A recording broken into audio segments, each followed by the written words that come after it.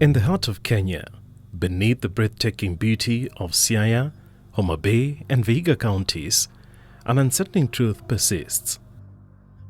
Here, amid the idyllic landscapes, the innocent voices of young girls and boys are often silenced by the overwhelming traumas of HIV and sexual and gender-based violence.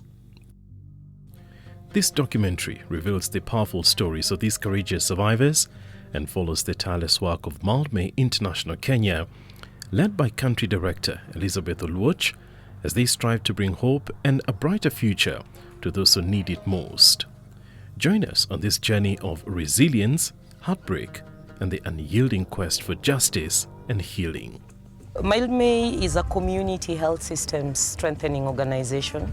Our core business is HIV. But in HIV, we tend to have a lot of cross-cutting areas.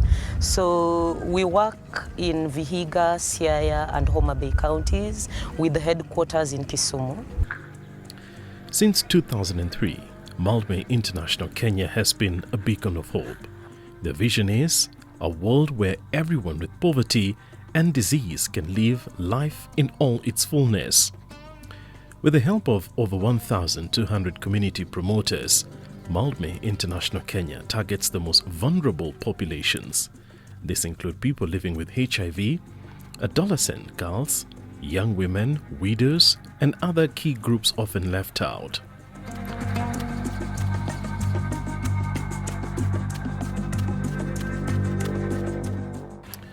From the central office in Kisumu, they oversee a network of over 30 affiliate community-based groups, ensuring effective and efficient program implementation across Siaya, Homa Bay, and Vihiga counties.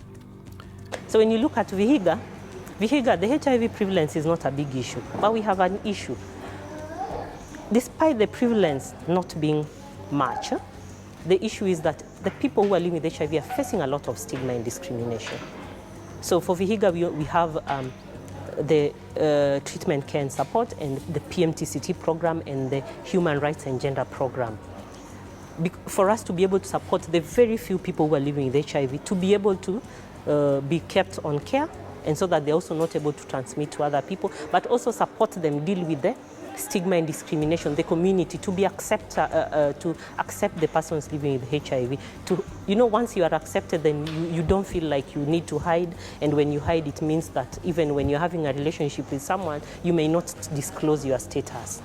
But also remember, Vihiga is also one of the counties that report a lot of sexual and gender-based violence issues. In Vihiga, we are in 5 sub-counties where we majorly implement treatment care and support under Global Fund.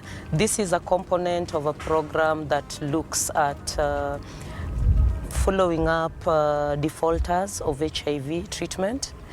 We work with community volunteers. We, as an organization, tend to use existing systems. We empower community volunteers. We train, but we also, apart from workshop training, we do on-job training so that even beyond our program implementation time, they can be able to continue their work.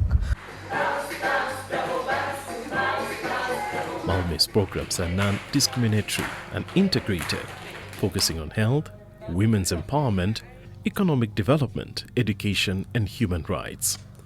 With the Global Fund HIV Prevention Program, through the Kenya Red Cross Society, Nyanza has made remarkable strides.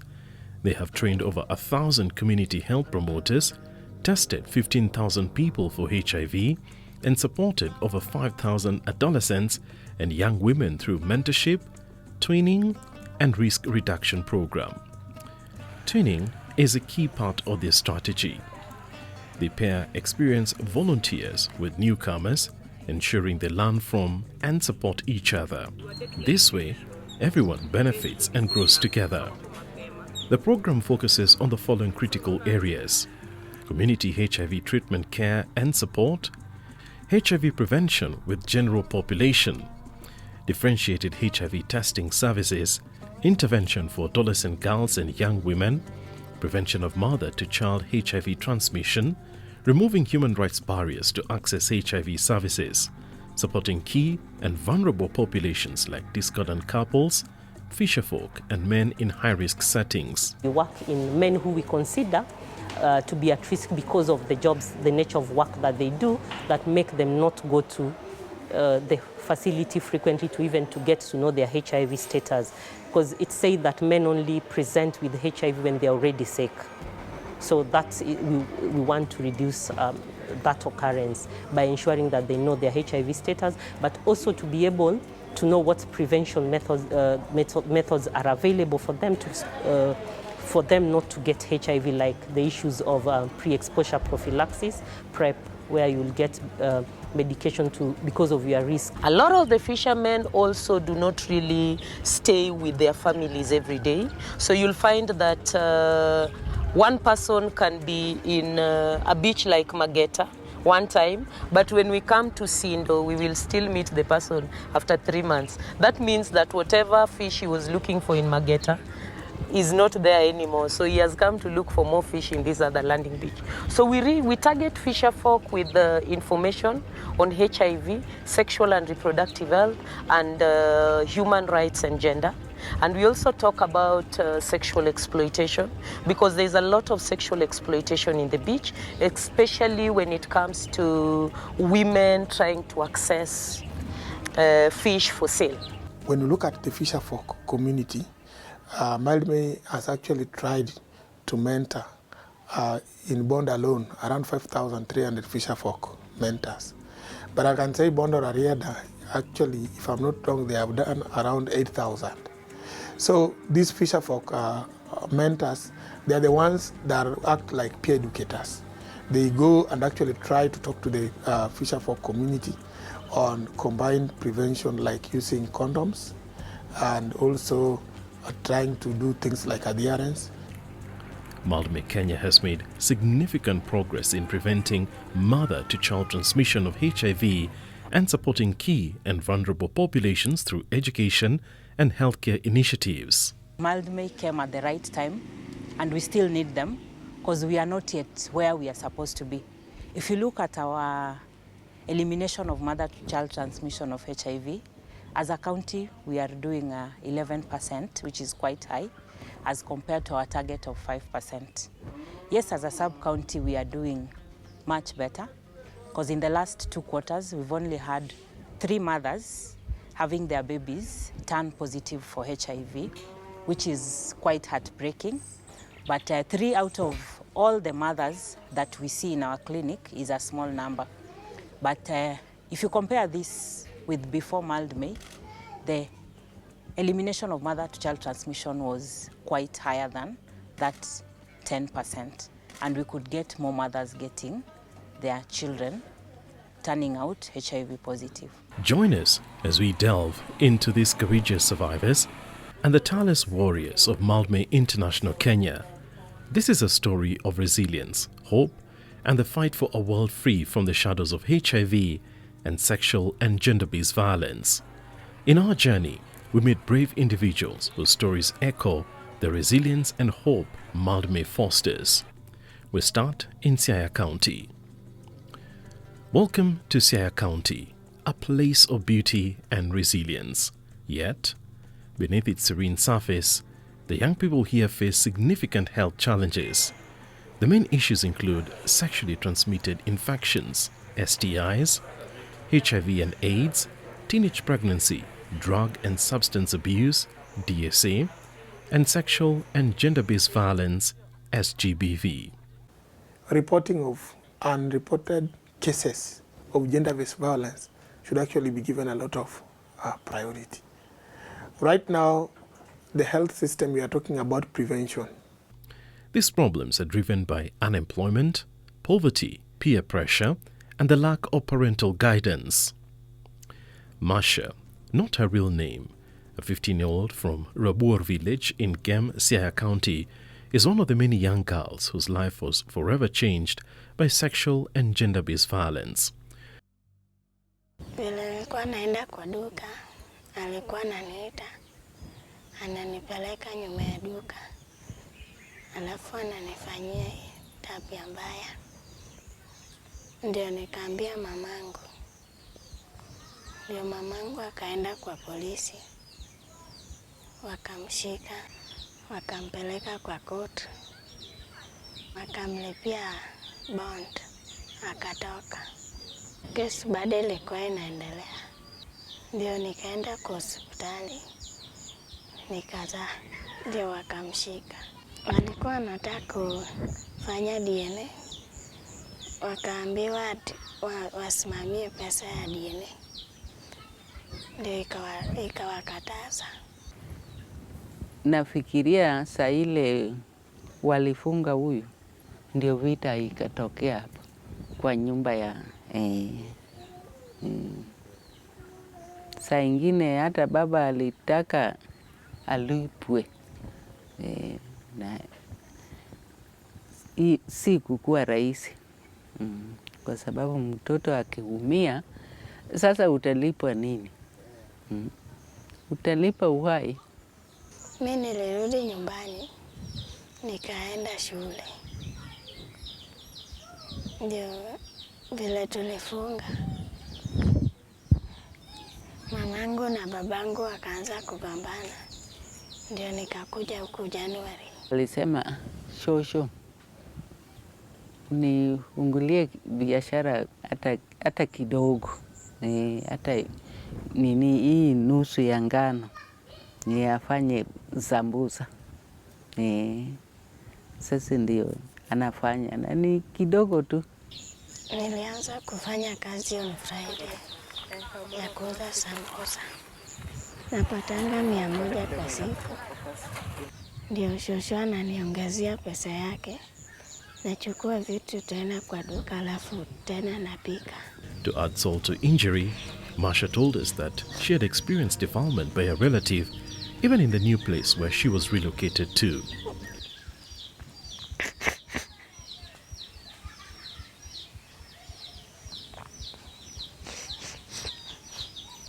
Kuna anko yangu anauza pale kwa duka. Hapo pale nauzia sambusa. Aliniita akanivuruta kwa duka. Akanifanyia hiyo kitendo tena. Na on Friday vile nilianza kuuza sambusa hapo, alikuwa ananiambia niende saa 4 on Saturday. Na sikuenda kuuza asubuhi. Nilienda kuuza jioni kama watu wameshakaa hapo. Hata kama ni mtoto yangu, sio ni kuharibu maisha ya mwingine. Sasa sheria ifuatwe. Marsha's story is a powerful testament to the resilience of young girls facing unimaginable adversity. If the matter has been reported at the facility in Maldmay, we usually have a lot of guidance and counseling session for the victim and the family of the victim. After the guidance and counseling session, because we'll need the victim to talk in court, at the end of the day, you have to testify in as much as you've been traumatized, but you have to tell us what happened. You have to open up. Mimi nikifanikiwa kwenda shule, nataka nikuwe ya daktari. Niona shosho, hata mimi lazima nisome, nipate haki yangu. Amekuwa kwa dawa lakini anaendelea na dawa. Na hiyo alizaliwa nayo. Through Maldmay, Marsha and her baby are now in a safe space for survivors of child marriage and sexual abuse. While staying there for the next 6 months, Marsha will get her ART medication and fistula correction procedure in Eldoret. Meanwhile, an arrest warrant has been issued for her latest abuser.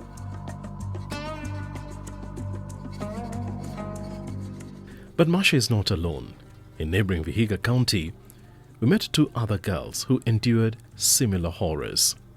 Vihiga has one of the highest reported cases of sexual and gender-based violence, including defilement and incest. Victoria, not her real name, now 19, was in Form 3 when her life took a devastating turn. One day, akaniambia nikam nyumbani kwao kuspend a day in that day. So I decided to go. When that is that, happened, so I got pregnant. And then after realizing I'm pregnant, I still go back to school na nikaendelea kusoma, ambapo at the time I gave birth to my baby girl. After that nikakaa vizuri, by the tulikuwa na yeye vizuri, he provided everything. So Adi alikuwa amedecide ataendelea kunilipia school fees. So it get at a point, sijui what happened, akakuja nyumbani usiku kama amelewa, ambapo akaanza kubisha mlango akiuliza kwa sauti, akiuliza nataka mtoto. Watu wakakuja wakamsaidia, ambapo akakubali akaenda nyumbani. Kwenda nyumbani, baadaye asubuhi yake akakuja pia akademand nataka mtoto.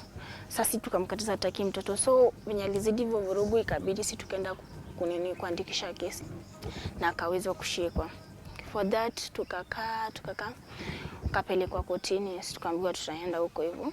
So kamshika kwa hiyo malicious damage na critical disturbance, ambapo walimshika miaka 3.5.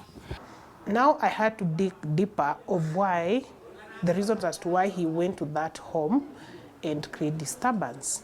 So it was established that he had gone to visit his baby. So I asked, who's the mother? So I was given the mother. How old are you? She's informed to by that time in 2022. So by that time the girl was about 16 years old. And now we had to open the case of defilement. We went to court. He pleaded guilty. Later on, he denied again. So we had to do what we call a DNA test. The samples were taken to the government chemist. And then now the DNA test came out positive. Then before you know you are convicted, at times you are given a second chance. So a probation officer was sent to their chief, their home, to now the girl's home for a report. So when the probation report came back, it wasn't positive. It really negated his image, and now that's where he was convicted for 15 years. Ikakuwa tena anadeal na defilement. Tukampelekwa tena kotini, ambapo tukasukuma hiyo kesi hadi wakati ilifika tarehe 14 mwezi uliopita, ambapo alihukumiwa miaka 15 gerezani. With the support of Maldmay, Victoria is rebuilding her life, focusing on her future and her child's well-being.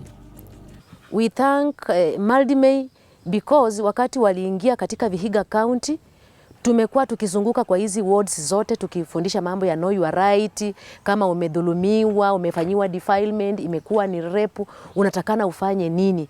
So that's why unaona Vihiga County cases mingi, especially that is Hamisi sub county, hatukuwa na kesi zilikuwa zinatoka huko, but through those know your right meetings, hizo mabarazas, advocate wanakuja on the ground, wenyewe saa hii wanajitokeza, utapata tu wanakupigia simu wasamia hapa kuna nini. And I thank Maldmay walileta hata madaktari walikuja kwa board, maskari wakikuja kwa board. So when a case has been reported in the police station or imefika hospitali, mi as a paralegal nitapigiwa na niwaambie madam kuna kesi yako hapa, and that tutaanzia hapo tufuatilie mpaka kotini. And that's why mnaona Vihiga tuko na cases ambazo zinaonekana from the community, zinakuja police station, zinakuja hospitali. These successes are the ones that are making now the community very vibrant. We always will get a call and just be told, we have a case, can you come? In the same county of Vihiga, a few kilometers from Victoria's home, we meet young Lydia, not a real name. Her life was shattered by a relative's betrayal. The safe space is a sanctuary, offering hope and healing to those who have suffered unimaginable ordeals. Bibi ya brother mamangu aliendanga kulala kwa hiyo matanga huko hivyo siku ya kwanza, na ndio ankoangu akakujanga kwa nyumba shosho yangu akaniambia beko kitu. Nikamwambia kitu gani? Na mimi sina pesa, bado mimi ni mtoto. Akaniambia sio kitu mambo na pesa, ile kitu ya wasichana.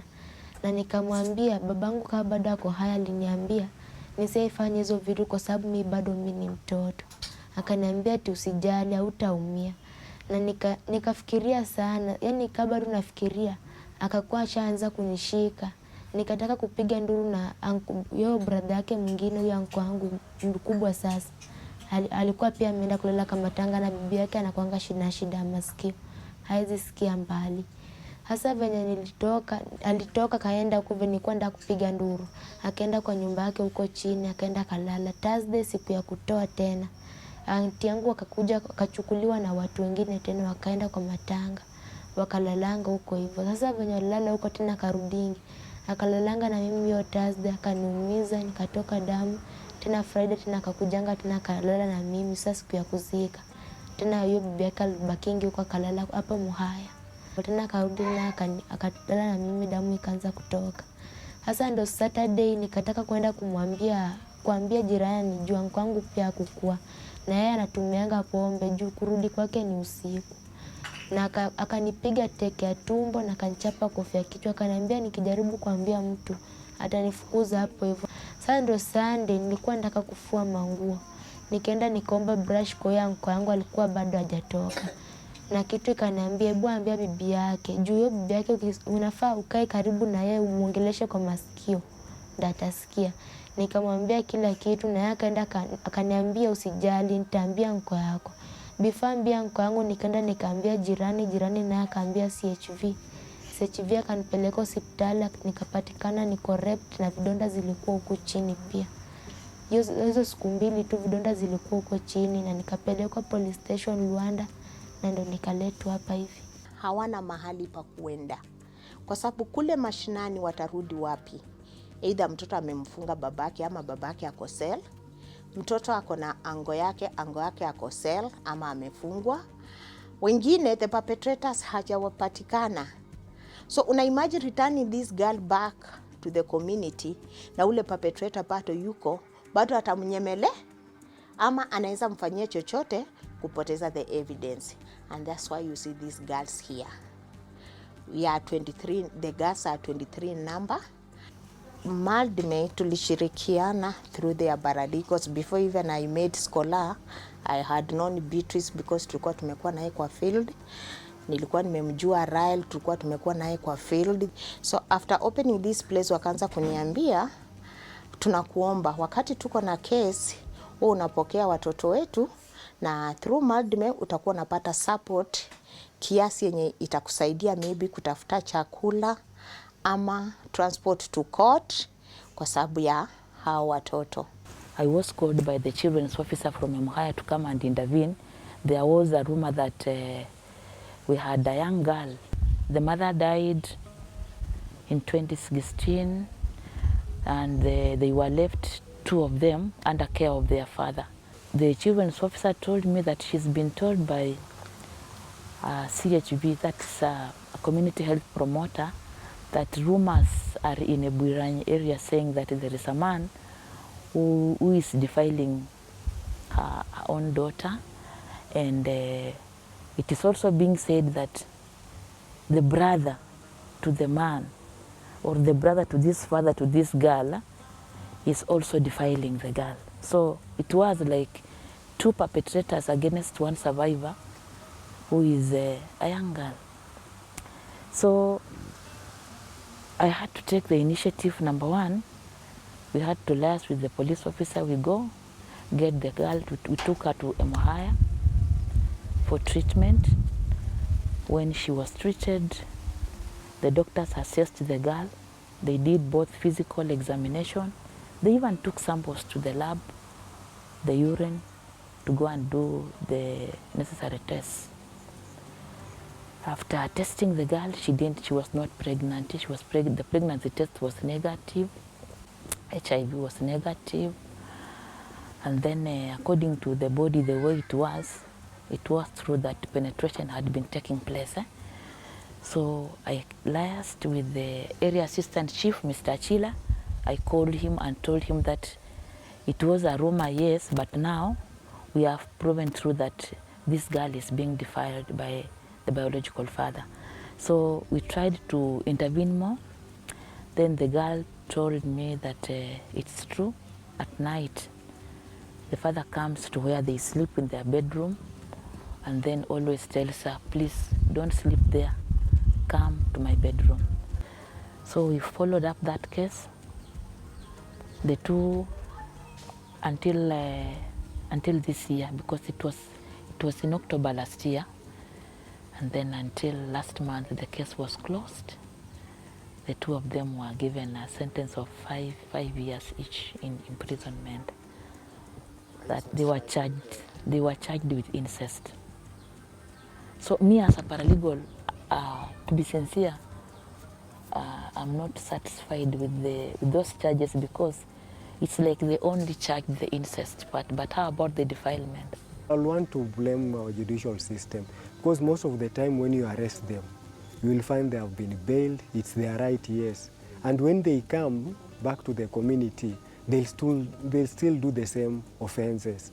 And now the residents will want to look down upon us that we are not working. But it's just the judicial system.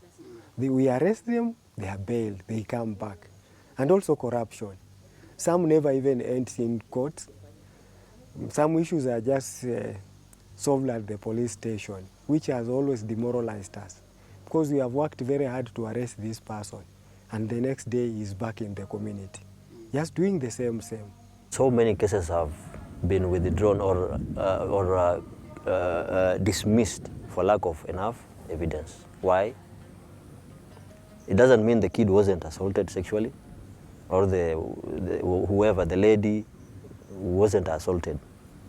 You understand? There is a P3 form there. But we need now to corroborate evidence from the P3. What are the witnesses saying? Are they saying the same thing to corroborate the evidence? So if there is a lack of corroboration by the witnesses, we cannot have a conviction. The challenge mostly we do get, unapata the community, they are not willing to even to be witnesses. They are not willing to report the cases. Mostly unapata kama ni baba ama mama, baba ndiye amefanya, wanasema hii si ni ya ukoo, tukae tu chini tumalize hii maneno. Hawaoni huyu mtoto amekuwa affected somehow in one way or the other, and this thing will affect that child.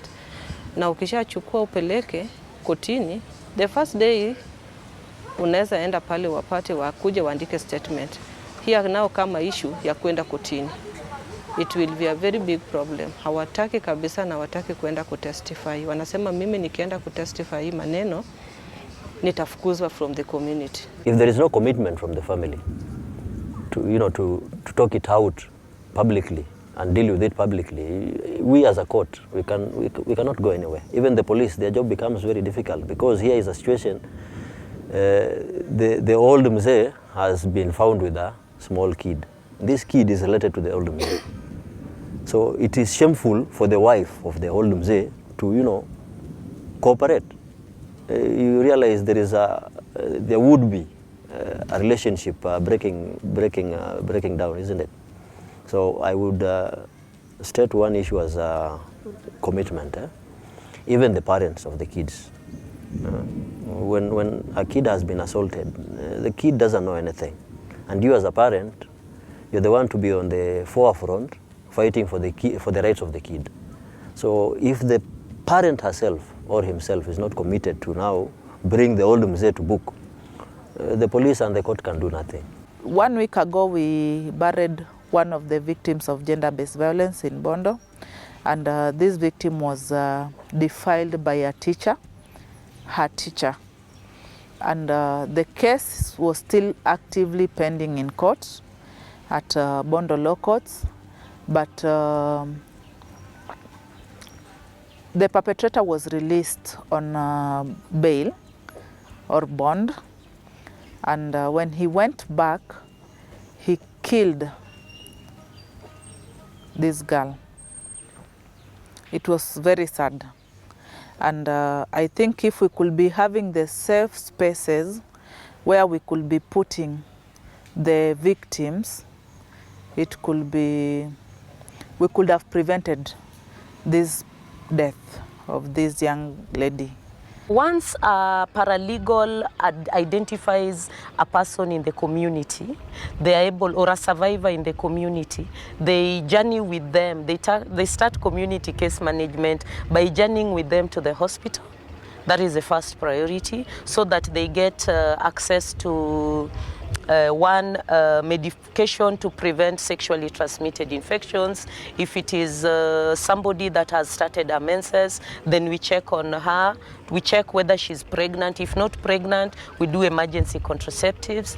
Now, once she has accessed emergency contraceptives, we conduct an HIV test so that this person is able to be prevented from getting HIV. So we give post-exposure prophylaxis. Then after that, we journey to the police station where we now file a case.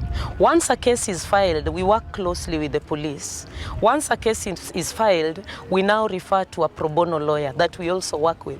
We want to ensure that any person that needs access to justice has a 360 approach where they can also get safety. We work with other safe spaces where a survivor can go if they feel they are not at home. In Vihiga County, Kenya, HIV is a major challenge for young people aged 10 to 19. Maldme International Kenya tackles this crisis along with sexual and gender-based violence and high adolescent pregnancy rates. Known as the triple threat, these issues demand urgent, comprehensive health education and services.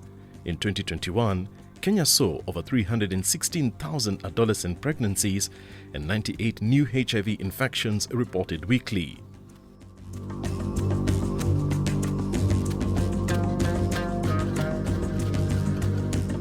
Beyond the trauma of sexual and gender-based violence, many survivors face the additional challenge of living with HIV. Maldme Kenya plays a crucial role in supporting these individuals. Nilikuja huku nikaishi na kijana na hiyo mimba nikakuja nikaenda clinic. Penye nilienda clinic ya Msire. Nikaipima fresh. Sasa ikakaa juu sikuwahi mulipulia ile siri nina virusi mimi.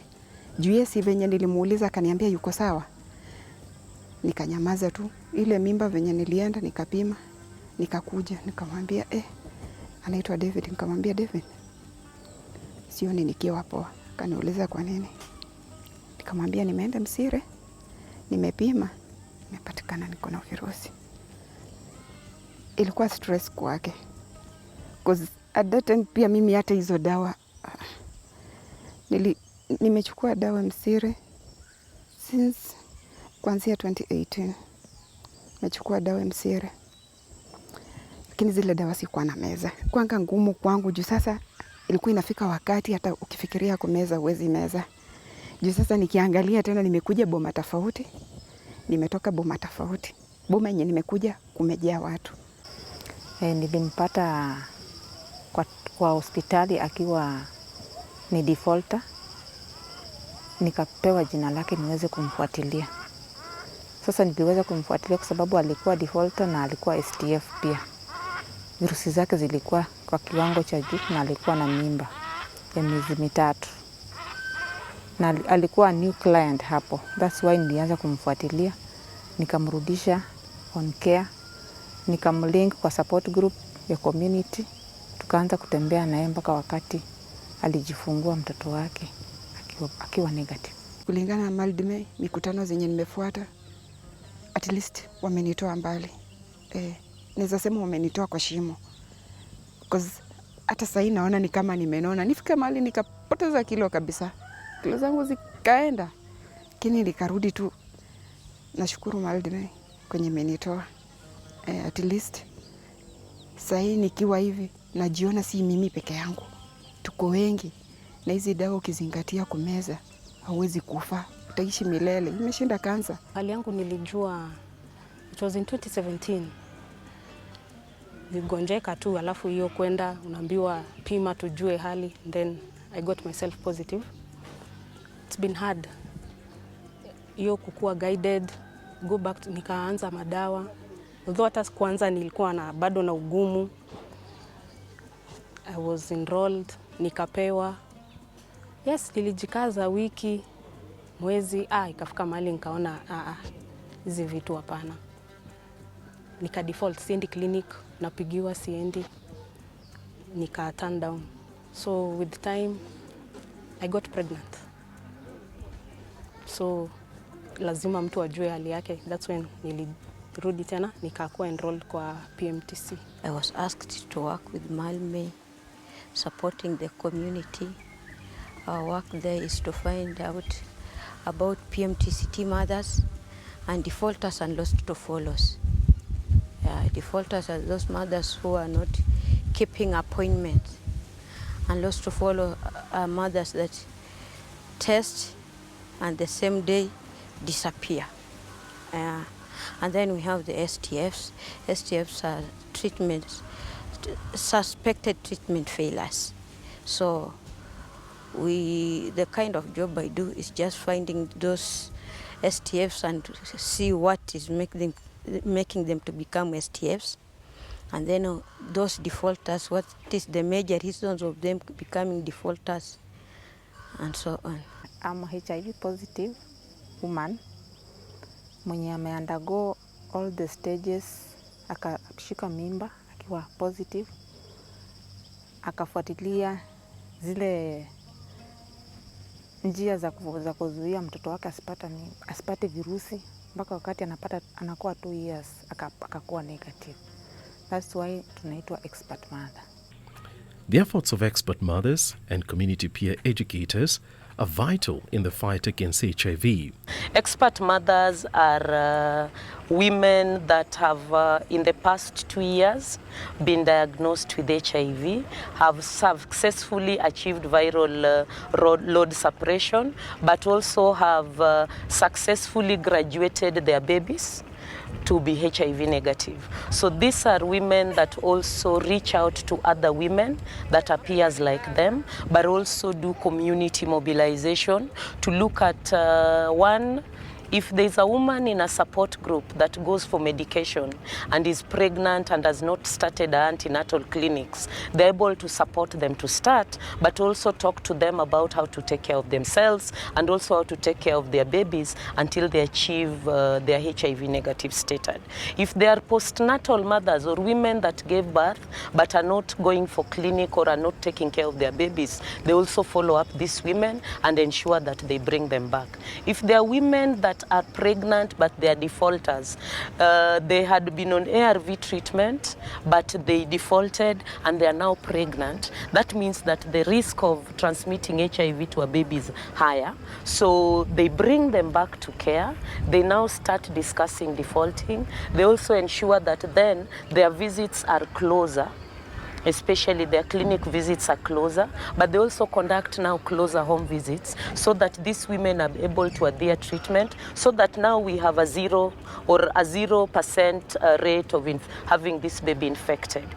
When this client defaults medication, meaning the virus keeps multiplying in their system, meaning they'll be virally unsuppressed.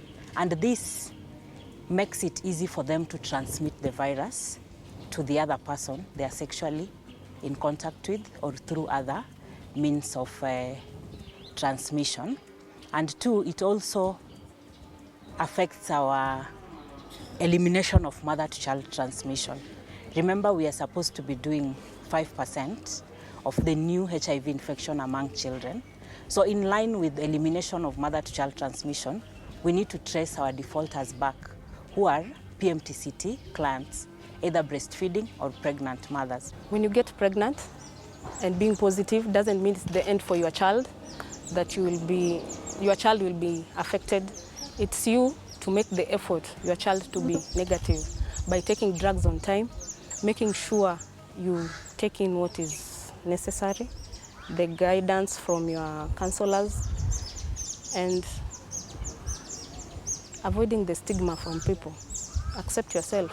Take care of your kid. What we think has worked for us is the issue of community and facility integration, whereby, let's say for the facility, we have the lay counselors, and we also have the mentor mothers, and then in the community we have the expert mothers.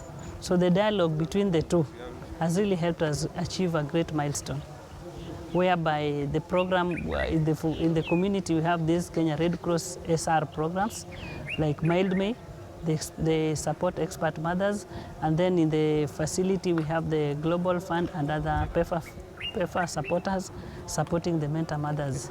So that dialogue has also helped us achieve a great milestone. As Homa Bay County, we have made strides in the achievement of empty streets, and we hope that by 2025, we want to eliminate, we want to achieve our target below 5%. We are at 5.3, and we anticipate to have it gone down to below 5%.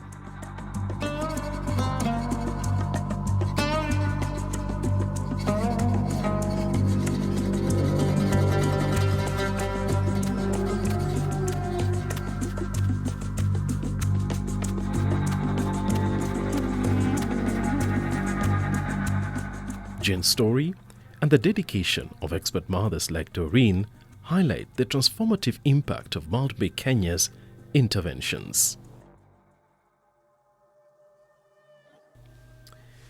Back to Siaya. In the heart of Bondo Sub-County, Siaya County, Maldme International Kenya runs a program that has become a beacon of hope for the youth. The Bondo Youth Wellness Center, established under the Global Fund HIV Prevention Program to the Kenya Red Cross Society. The center offers a wide range of services including HIV testing and counseling, family planning, reproductive health education, and psychosocial support. It's a one-stop shop aimed at promoting sexual and reproductive health and rights among youth aged 10 to 24.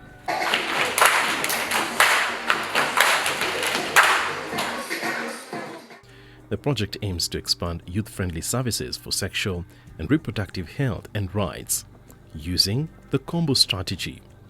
This strategy focuses on addressing biological, behavioral, and structural factors to better support adolescents and young people. AYP. To make this center more youth responsive, we also have recreational facilities. We have a pool table that is a magnet here. It's very popular with the young people. So the young people will come around and engage in games, conversations, interactions with their peers and also with the service providers and the staff. During these conversations and interactions, they end up knowing what kind of services are here. And so other than the pool table, we have other games, board games like chess and other card games. So these games provide the young people an opportunity to easily or seamlessly transition to the different service provision points. This is definitely different from a traditional hospital where it's very business-like. The young person will have to go either get a card at the reception through the triage and then access services. They consider it very serious and maybe not as confidential as they would wish. During dialogues, tunawa mobilize tu, tunawambia yes, time ya dialogue imefika, so tunawezana move hapo nje dialogue. And then hapo kwa the timetable kuna sessions zenye tunafaa ku handle. So if it is a card game, tuna pick the cards, and then for those cards kuna zile cards zenye mimi na feel like mimi ndo naenda ku lead dialogue, I'm the facilitator of the dialogue or the moderator, and then hii card naelewa sana what it needs, and so I go and pick the cards that I'm good with and I can facilitate about them. Na pia mtu akiuliza swali I'm able to answer, or I can refer to a clinician ama a service provider mwenye kwa around mwenye pia anaweza nisaidia kuelewa. Yes, Omolo, next card yako inasema aje? These are people who are experiencing rapid changes, and they are vulnerable, not in the sense of poverty level alone or just being able to get something. It's just in the sense of they're trying to make decisions and trying to conform in the community and getting new information and struggling also to study at the same time, and also the changes in their body, adapting to the environment where they go. So it's a vulnerable population in terms of information, lack of information, where to get the correct information and who to get this information from. So then when we have this center, youth center, I know there are other places with youth center, so this is ideally to make them have a place where they can just come and they have their peers here we have service providers are young like them, and they speak their language. So, and there is no uniformity of, they cannot feel fear or something. Like, even if you walk in here, you won't even know who is a nurse, who is a clinician, but they exist. And there's no, like, they don't feel like they have to be in a line and wait. There's no waiting. You just get the service and go. This center receives young people between the ages of 10 to 24 years, where they get a combination approach sort of intervention.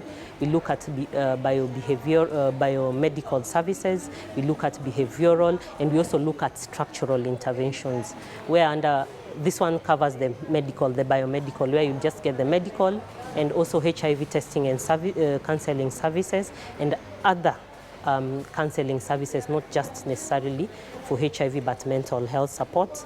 And of course you look at the behavioral, where we implement what we call evidence-based interventions that basically to reduce the risk of the young people getting HIV. And of course structural interventions, what are the barriers to them accessing the norms, social norms, and issues of course to do also with the rights, access to rights. We have evidence-based interventions. This one is where the young people are taken through. We have for different ages, 10 to 12, that is healthy choices for a better future.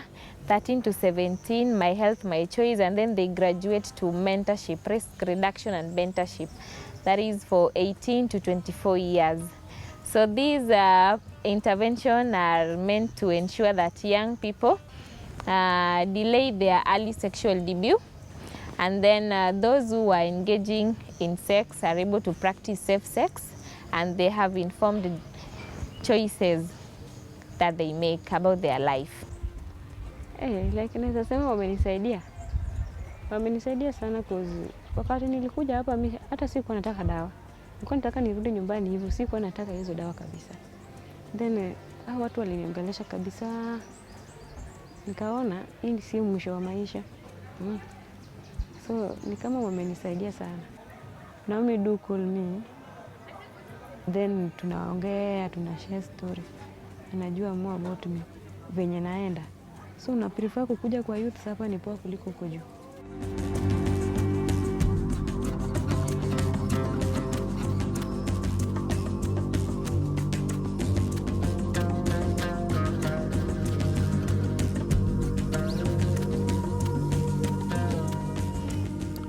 Beyond the Youth Wellness Center, Malme International Kenya addresses the stigma and challenges of living with HIV. A group of young people known as Community Adolescent Treatment Supporters, CATS, are making a significant impact here. These young peer educators provide crucial support, ensuring their peers do not face the same journey alone.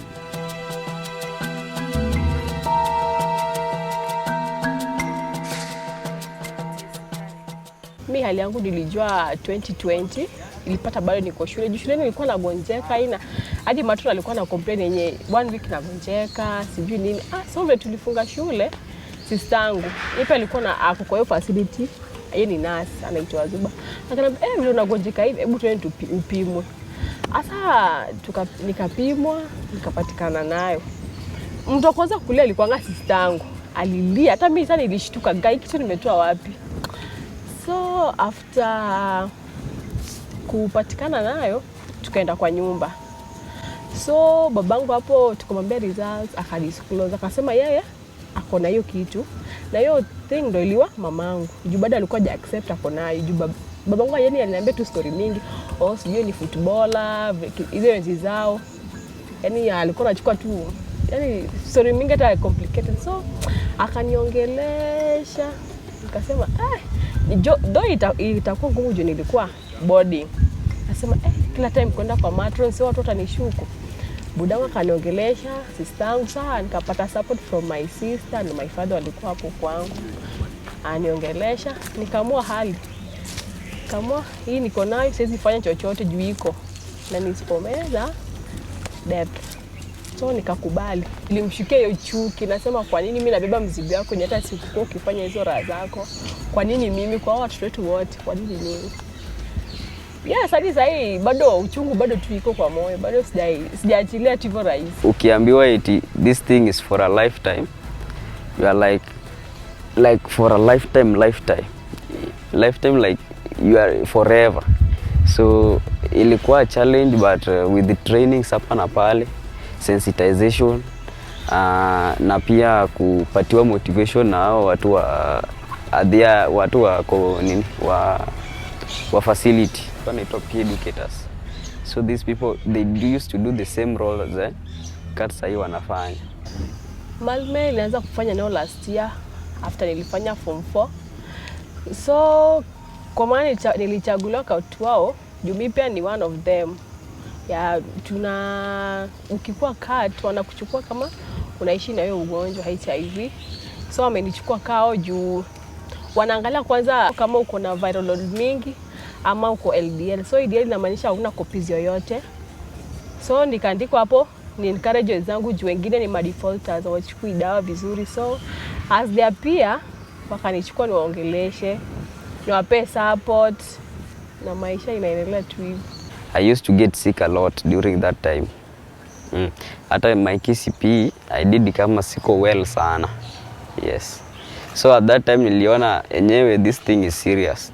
Nikiendelea hivi venye naenda, sita achieve zile vitu nataka kuachieve. Malme walikuwa wanakuja after every 3 months kwa clinic. Sasa tulikuwa na clinic inakuanga every Saturdays after 3 months. Wanakuja, wakina Lewa, Gloria, wanakama, wanatupea maziwa, vitu za kucheza, wanatuongelesha. Wasichana, aswa tunapewa gift pack. Ina contain towels, slippers, mafuta, sabuni. So yo hospitali once umefika 24 wanakutafutia replacement kat mwingine age 18. From that time yenye nilikuwa sensitized, nika understand why. Niliamua I know the struggles niligo through. So I want to also do the same thing yenye nilifanyiwa, so that I have a very kitu nilifanyiwa, so that nikuwe na different perspective about it thing. So nikaamua nianze kuvolunteer at that time. The role of a CAT is basically to find a common ground with the client, so that tupate other underlying conditions. You most of the time tunapatanga hata si dawa ndo issue. There are other issues zenye ziko underneath within. So the role of a CAT primarily ni kupata the challenges, to address amicably, na pia kupata solutions. Sana kazi kuna changamoto mingi. Jutapata mtoto amekuwa defaulter, ameacha dawa. So inabidi asubuhi unaenda kwake, unamchukulia videos. So hiyo videos unamrecord akichukua dawa. So hiyo transport asubuhi saa zingine unaenda unamkosa, ama jioni, ama tu wazazi wanasema kila saa kwa nyumba yangu unafanya nini? Na mtu akitaka, yeye ni mtu mkubwa, akitaka meze dawa meze, akitaka tu mwache tu hapo. Kuna changamoto. Sana kuambia pia mwenzangu hiyo pill burden. Yaani unaona tu kumeza tu dawa, mara wameza hiyo RVS, wameza na Septrin, yaani unasikia tu changamoto. Sasa lazima uongee vizuri. Despite these hurdles, the youth of Siaya are determined to overcome them with the support of organizations like Maldme. They are finding hope and creating a brighter future. The adolescent and the young person programs, Maldme has been very key, most at the community level, supporting our young girls, capacity building them in terms of various evidence-based initiative, which I think Maldme have done in terms of our capacity building of our young people, training them, sensitizing them, equipping them, even with the dignity packs, so that they're able to stand tall. Maldme Kenya also runs the Vulnerable Populations Module with the Global Fund HIV Prevention Program, targeting fisher folk, discordant couples, and men in high-risk settings. They employ a peer-to-peer approach and clinical outreaches to facilitate greater engagement and access to HIV services. Nilipokuwa katika kidato cha pili, hapo ndipo nilijigundua kuwa naishi na magonjwa, naishi na virusi.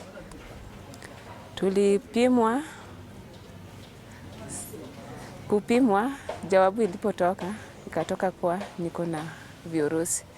Sasa kuichukua tu sasa uko na virusi na uichukue kwa urahisi, haikuwa rahisi kwangu. Ilinichukua muda sana. Baadaye nikarudi nikakubali. Hiyo nikawa bado nasoma. Basi nikaendelea na kumeza madawa zangu. Baada ya kumaliza kidato cha 4, nikakaa nyumbani. Basi wazazi hawako wote, nilikuwa naishi na baba peke yake. Maisha ikawa ngumu. Ikanibidi niingie kwa ndoa. Niliingia kwa ndoa nikiwa na miaka 20. Na kwa sasa nimekaa miaka 4. Sasa kuingia kwa ndoa, nikaipata ngumu sana kuendelea na kumeza dawa. Niliamua nifiche huyu jamaa, nisimwambie hali yangu. Nikaulizwa ulipimwa mwisho lini, nikadanganya. Nilipimwa, ilikuwa mwezi wa 8, nikadanganya ilikuwa ati nilipimwa mwezi wa 5. Mko hapa na mzee, basi mnaweza pimwa nyinyi nyote. Nikasema ni sawa. Tegemeo langu lilikuwa ni kumbe hata yule pia amefanya nini? Ameambukizwa. Basi kuingiza yule jamaa ndani, akatoka yeye akawa negative, mimi nikabaki positive. Nilitetemeka, nikasema hii maisha sasa imekuwa ngumu kabisa. Hii ndoa itaendelea kweli? Niliona ndoa inaweza ikavunjika. Tukaongeleshwa, na yeye alikubali tunaweza ishi. Aliambiwa nikitumia tu madawa zangu vizuri, tunaweza kaa bila yeye kuambukizwa.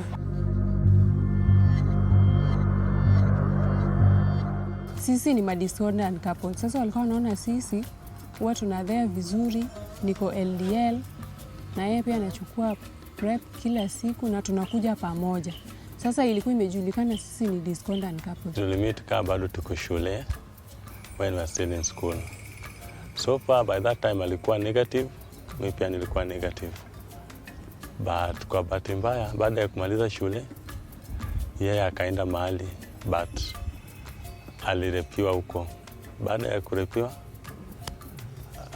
status yake iliturn from negative to positive unknowingly because hakuwa kukimbilia kwa hospitali yoyote. By that time sikuwa nimejua kuhusu hiyo kwenda OC kupata emergency pills hiyo yenye inaitwa PEP. Sikuwa nimejua, sikuwa na any idea ati kuna kuanga na kitu ukirepiwa unaenda OC unapewa hiyo PEP. Alafu by that time nilikuwa stressed. Hata mamangu mwenyewe ndio sikumuongelesha. Mimi nilienda tu nikalala kwa nyumba. Nililala for almost 3 days. Naenda tu nakula narudi nalala. Nakula narudi nalala. Sasa yeye maybe mimi akiniuliza nilikuwa namwambia mimi ni mgonjwa, lakini ukweli kumwambia ati nilifanywa kitendo kibaya naye sikumwambia. Sikujua the steps I can follow. So far kanielezea vile vitu vilimtendekea. Tukaenda na yeye, nikaenda mali yako, tukaenda hospitali. Baada ya kupima nikapatikana kama kuna already virusi. But nilimwambia tu hiyo ilikuwa tu mpango ya Mungu kwa sababu already ilipata kama already tushapendana. Mpaka ikafika mahali nilikuwa karibu kucommit suicide. Ilikuwa kitu ngumu sana. But yeye ndiye alinifanya nini, alinituliza. Akaniambia usifanye kitu kama hiyo. Na madaktari waliniongelesha vizuri, wakaniambia hiyo si mwisho ya maisha. Sasa mimi pia nilijikubali, lakini sasa sikujua kenye yeye atafanya nini, atafikiria. Alafu sikuwa nataka niambukize mtu mwingine. Nilikuwa nataka nimwambie akikubali ni sawa, kama hataki pia hawache. Sasa yeye pia vile nilimwambia akanikubali vile nini. Tukakuja kwa hospitali Bondo. Kasa yeye aliingizwa kwa dawa, but mimi nilikuwa nachukua PrEP. Sikuwa nimejua kuna kuanga na PrEP. ya kuzuia. Mimi nilikuwa nimejua ati anaenda kupata HIV, ya pia sasa tunaenda kuishi kama tuko na HIV watu wawili. Mfano watoto wawili, wa kwanza kulingana na ile fia nilikuwa nayo, yeye nilikuwa na ficha. Nilikuwa na ficha madawa zake. Na ficha sitaki mother-in-law juu hiyo time nilipata kama mother-in-law alikuwa karibu. Alafu mother-in-law alikuwa na tabia nyingine, mtoto akikuja anataka kiss mdomo. Akiss mdomo anasikia harufu ya dawa, anaanza na huyu mtoto umempea dawa, ni mgonjwa. Sasa nilikuwa na uoga nyingine hapo hivyo ya kuadhea dawa vizuri. Sasa kwa bahati mbaya akatana, akakuwa positive. Lakini kwa mtoto wa pili niliadhea vizuri. Nilisema hapa kama ni mbaya wacha ikue mbaya, hata kama atajua wacha ajue. Sasa niliadhea dawa vizuri, akakuwa negative. Sasa mtoto wa kwanza ameathirika sana nini, lakini mtoto wa pili ako sawa. Kupata ugonjwa ilikuwa rahisi, kwa mtu ameishi, ajui PrEP ni kazi ya PrEP ni nini. Lakini bila nilienda kwa community ni kuwaelezea kazi ya PrEP ni hivi na hivi na hivi. Na PrEP inachukua daily ili izuie status yako. Kama partner wako ni positive, wewe usikai positive. Kama wewe ni negative, remain negative. Na pia tuna provide condoms. Umejua pale kwa community wengine wanasema condom maybe ni expensive, hawawezi afford saa zingine pesa ya kununua condom. Na tukiwapea condom ni kama tunawarahisishia uzigo. It's important for the disclosure to happen because when it comes to the mother and the baby, you cannot hide the issue of drugs for long. Because you'll be ensuring that the baby is given drugs on a daily basis. So you may not hide the reasons why the baby is taking medicines. You cannot say the baby is sick throughout. Because most of the time, these babies that are given these drugs, they are always just very healthy. So what we do is to empower the clients on the importance. And then we tell them disclosure is a process. It's not a one-time event.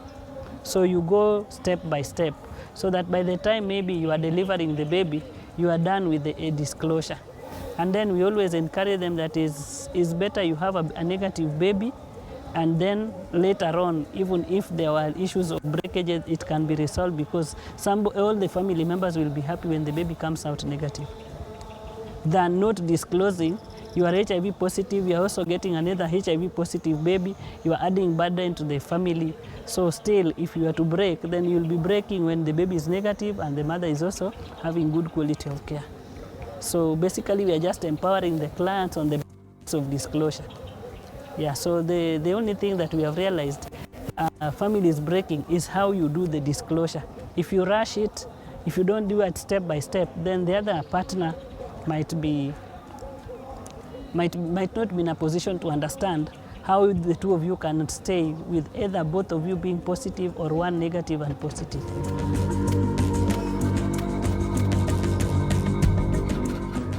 Our next journey takes us to Sindo of Homa Bay County. Here, we meet the fisherfolk community facing unique challenges in the fight against HIV. The fisherfolk, whose livelihoods depend on fishing, face heightened risk of HIV transmission and often lack access to healthcare. In fishing communities around Lake Victoria, Jaboya involves fishermen exchanging fish for sex, contributing to HIV spread, while Pokier describes women engaging in transactional sex for fish or money, highlighting economic vulnerability. They can't allow you to put your basin first in their boat. They will tell you that you don't have a lack. Stay apart first. Those people with those lack, take first, then we will consider you later. Malme omi ang'eyo ngimana. Koka ngimana chalo to ang'eyo makata kopo na achako wuoth adhi ir Jaboya. To atimora nade? Ang'eyo kit koka an, ang'eyo kit koka adhi. Koro gi PrEP no bende koka ne gikelonwa. Koro sani eri kopo ne Jaboya miya pesa to dagi ni ok otim gicha. An free mar nindo kode nikech atiyo gang'owa, atiyo gi PrEP.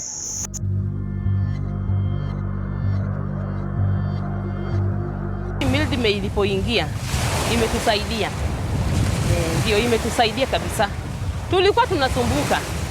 Kwa sababu kabla uende Sindo na transport, utatumia pesa, utaenda. Unataka condom, saa zingine unataka preps, saa zingine unataka ujiangalie vile uko, utakosa jua una hela. Sawa, watu wenye vile walifika hapa wametusaidia. Ndio kwa sababu hata sasa kama uko na mtu unaweza ongea na yeye, mwambie niko na condom, tumia. Kama mwenye atakubali anatumia tu. Mwenye anakataa unamwacha tu kwa sababu pesa ndio unataka. We target fisher folk with information on HIV, sexual and reproductive health, and human rights and gender. And we also talk about sexual exploitation, because there's a lot of sexual exploitation in the beach, especially when it comes to women trying to access fish for sale. The fishermen can even go to the lake. They fish even 3 months. They've not come back. So we've enrolled them to community ART groups. So they get into a group and they agree. If at all this month it is you to go and collect their drugs, you go collect all of our drugs, then you bring and we distribute in our group. And also we have also the stable patients. We've graded the clients according to the way they are. The stable patients, we can also give drugs for longer period so that they don't come to our clinics every now and then. So that one is really helping them. And even the adolescents, they are in their group, like the ones whom we are following.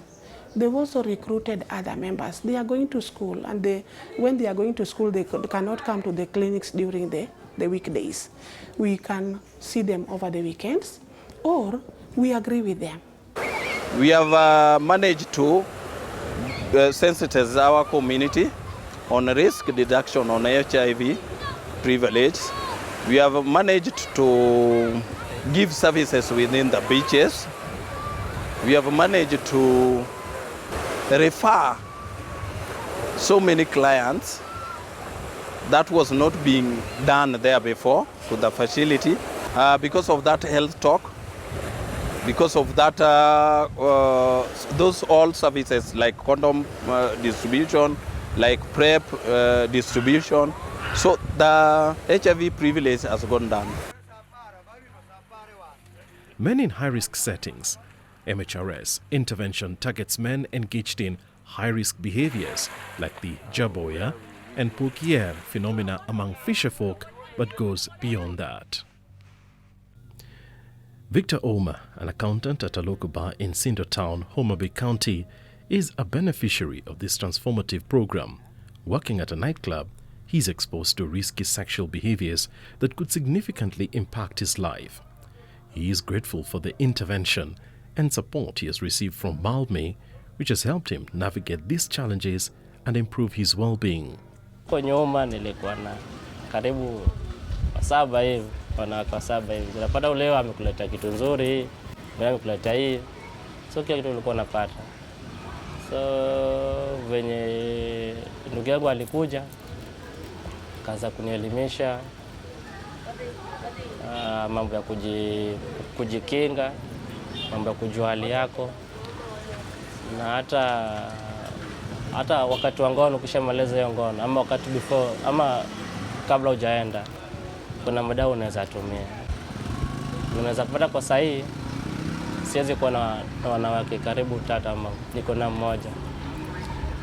Na huo mmoja lazima niende na yeye kwa OC. Lazima ajue status yangu, nipe nijue yake. Juu pale penye nafanya iko na temptation mingi. Unaweza pata wewe kama kibinafsi unataka tu yaani ukatae. Tunapata mtu ashalipa nyumba, ashakubaia pombe, akupatia pesa yenye unataka. So inaweza pata umeenda hapo. Lakini hata kama umeenda hapo lazima utumie condom. Maldme's outreach programs aim to reduce HIV infections through peer-led sensitization sessions, clinical outreaches and dedicated outreach workers. Women play a big role in peer education among the fisherfolk community. This initiative promotes positive masculinity and challenges harmful gender norms, ensuring tailored interventions such as risk reduction counseling, condom promotion, and access to PrEP. Together with local leaders, Maldme fosters a supportive environment and advocates for comprehensive HIV prevention and care. Through strategic partnerships and pioneering initiatives in health system strengthening, Maldme International Kenya has not only transformed care for HIV patients, but has also laid foundations that extend far beyond influencing national policies and responses to health crises. In collaboration with institutions like the Kenya Medical Training College and supported by the Global Fund through the Kenya Red Cross Society, Maldme has trained thousands of healthcare professionals and pioneered educational programs that have become cornerstones of health system resilience. The impact of these efforts ripples across borders, shaping policies and practices across the region. Maldme Kenya and her partners are committed to ensuring that these silent voices are heard and that every child and adolescent can live a life free from violence and HIV. As we look ahead, Maldme's commitment to research, policy advocacy, and sustainable partnerships continue to illuminate the path towards healthier, more resilient communities.